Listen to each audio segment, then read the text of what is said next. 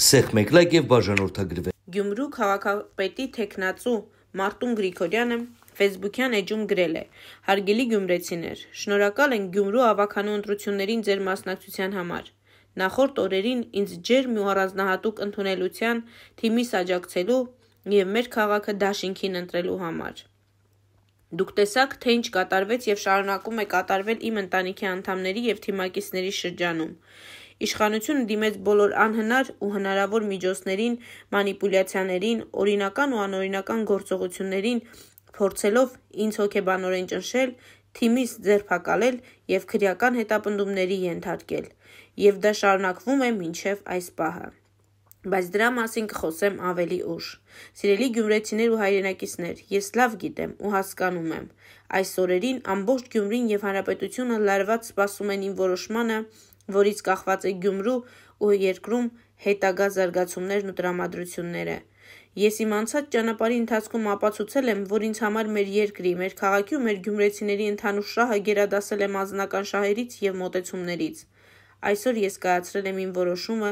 որն իմ քաղաքական անցած ճանապարհի ամենաբարդագույն ու ծանր որոշումն է եղել,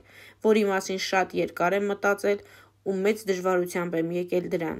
Քարոզարշավի ընթացքում ես բացահայտ ասել եմ եւ միակն եմ եղել, որ խոսել եմ ինչ է լինելու ընտրություններից հետո,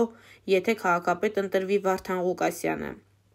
Մնում եմ նույն համոզմունքին, որ նա ամենախոցելի թեկնածուն է, քրեական գործերով պայմանավորված։ Թե ինչ կլինի հետո եւ ինչպես կվարվեն տվյալ մարդու հետ, լավ հիշեք այսօրը։ Գյումրին կտանեն Վանաձորի ճանապարհով, թե ոչ, տա Աստված, որ սխալված լինեմ։ Այս վտանգների մասին այս ընթացքում ուղիղ կամ միջնորդված խոսել եմ, հատուկ զգուշացրել եմ մյուս թեկնածուներին, մասնավորաբար Ռուբեն Մխիթարյանին ու Կարեն Սիմոնյանին։ Այս երկու թիմերը շատ լավ գիտենալով այս մասին, անհասկանալի շտապողականությամբ հայտարարեցին իրենց քայլերի եւ տվյալ թեկնածուին սատարելու մասին, որով անհնարին դարձրեցին քննարկելու այլընտրանքային, քիչ խոցելի տարբերակ գտնելու ճանապարհը։ Իմ դիրքորոշմամբ, օրինակ, Ռուբենին կամ Կարենին կարող էինք ընտրել քաղաքապետ 4 թեկնածուներից համատեղ քննարկման եւ համագործակցության արդյունքում, եւ սա կդառնար ամբողջական իշխանական համակարգի փլուզման իրական մեկնարկը։ Իրենց որոշումով պայմանավորված ունենք այս իրավիճակը, որի մասին խոսելն էլի ուշ չէ։ Սիրելի գյումրեցիներ, ու հատկապես շուրջ 7400 ինձ ընտրողներ, դուք քվեարկեցիք իմ օգտին նաեւ այն սկզբունքով, որ ներկա իշխանությունը չվերարտադրվի Գյումրիում եւ բոլորս այդ գաղափարախոսությամբ էինք այս պայքարի մեջ։ Ու մենք բոլորս միասին հասանք դրան, որի համար շնորհավորում եմ բոլորիս։ ՔՊ-ն Գյումրիում այլևս իշխանություն չէ։ Սիրելի ազգականներ, ընկերներ, թիմակիցներ, գյումրեցիներ, դուք իմ կողքին կանգնեցիք, որ նախկին բարքերը չվերադառնային քաղաք։ Գիտենալով իմ սկզբունքներն ու հստակ ընդգծված կարմիր գծերը, որ այդ բարքերին միշտ դեմ են եղել, ու ժամանակին իմ շնորհիվ է քաղաքն ազատվել այդ ամենից։ Իսկ հիմա այս երկու թիմերի շտապողականության ու իրենց կայացված որոշման պատճառով ես ստիպված եմ կայացնել մի այնպիսի որոշում, որին սկզբունքորեն դեմ ենք եղել բոլորս։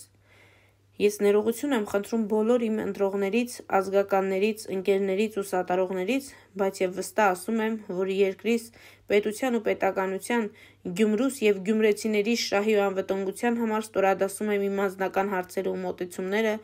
եւ անում եմ այս քայլը ժողովրդի պահանջով։ Համոզված եմ, որ կհասկանաք ու կաջակցեք իմ որոշմանը։ Բոլորդ համոզվեցիք, իրար միացած, իրար հետ համագործակցող քաղաքական ուժերը առանց իմ եւ մեր քաղաքը դաշինքի որոշման ոչ մի բան չեն կարողանալու անել Գյումրիում եւ ամեն ինչ հետայսու էլ կախված է լինելու մեր քաղաքը դաշինքի քվեարկություններից։ Եվ այսպես մեր քաղաքը դաշինքը հայտարարում է, որ կտա անհրաժեշտ քանակությամբ քվե մյուս երկու ուժերի կողմից սատարվող թեկնածու Վարդան Ղուկասյանին առանց որևէ պաշտոնի, ակնկալիքի եւ որևէ պայմանավորվածության,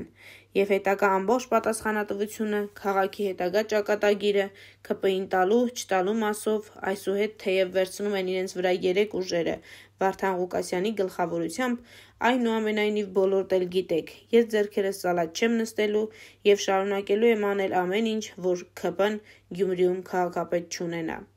Իսկ մեր քաղաքը դաշինքը գյումրեցիների հետ միասին ամեն ինչ կանի, որպեսզի ապրենք այն քաղաքում, որին արժանի ենք։ Հարգելի լրատվամիջոցներ, քաղաքական գործիչներ, քաղաքական վերլուծաբաններ, բլոգերներ, քաղաքական կուսակցություններ, տերեր և ծառաներ, այսուհետ բոլորդ լավ իմացեք, Մարտունն իր ողջ կյանքի ընթացքում որոշումներ կայացրել է ինքնուրույն և առանց շտապողականության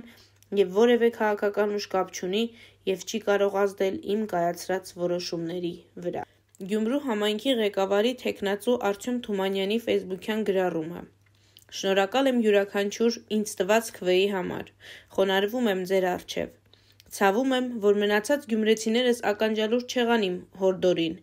և չարեցին այլընտրանքային որոշում, որը պետք է անեին հոգու ու սրտի կանչով։ Շատերը արդեն արագ հասկացան, իսկ մյուսները հաշված օրերի ընթացքում կհասկանան, թե ինչ են արել, բայց ուշ է արդեն։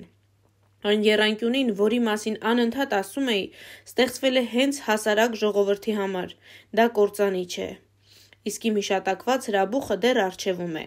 Սա սկիզբն է, հետո լինելու է մարտաֆիլմը։ Հիշեք, յուրաքանչյուր ժողովուրդ արժանի է իր ընտրած ղեկավարին։ Ինչպիսի սերմ ցանես, այնպիսի բերք էլ կստանաս։ Սիրում եմ ձեզ, լավ եղեք։ Ստյոպա Սաֆարյանն իր էջում գրում է. Մամիջանյանին ասեք, Հայաստանի մասին Մյունխենի կոնֆերանսում խոսվել է ու ոչ մեկ նիստում, ուղղակի ինքը լավ չի նայել։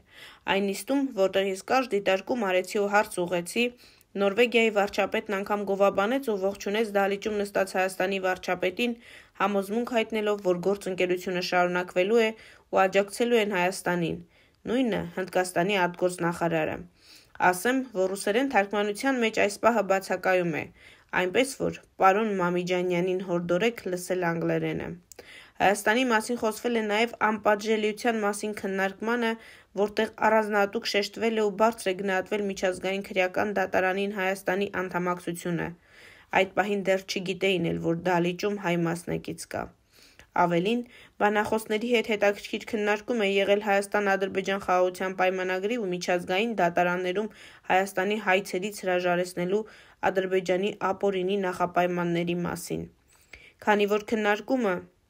Chatham House կամ առանց հղումների է, իրավունք չունեմ մեջբերելու հայտարարությունները։ Հայաստանի մասին խոսվել է նաև առաջին օրվա նախաճաշ քննարկման ժամանակ, որի բանախոսներից է եղել Հայաստանի Հանրապետության վարչապետ Նիկոլ Փաշինյանը։ Ու քանի որ ես այդ նիստին չեմ եղել, այլ պարտականությունների պատճառով, ուղղակի կասեմ բացարձակ երրորդ կողմի կարծիք, չափազանց հստակ ու լավն է եղել ՀՀ վարչապետի խոսքը, որի մասին ինձ վերջին օրվա փարթիում մանրամասն պատմեց ամերիկյան Heritage հիմնադրամի ներկայացուցիչը, որոնք ներկա էին եղել, հանդիսացել էին այդ նիստի համակազմակերպիչ ու նույնքան տպավորված են եղել Վաշինգտոնում այդ հիմնադրամում Նիկոլ Փաշինյանի ունեցած ելույթ քննարկումից։ Սրանք ինչ-որտեղ անսպասելի գնահատականներ են եղել գոնե ինձ համար։ Դե չասեմ, արդեն Մյունխենի անվտանգության կոնֆերանսի շրջանակներում մի քանի տասնյակ երկկողմ հանդիպումներում Հայաստանի մասին զրույցները, ու սա միայն աննշան մասն է։ Ուղղակի այդքան ոչ պրոֆեսիոնալ ու չարացած լինել չի կարելի։ Դրանով Մյունխենը չեք նսեմացնի։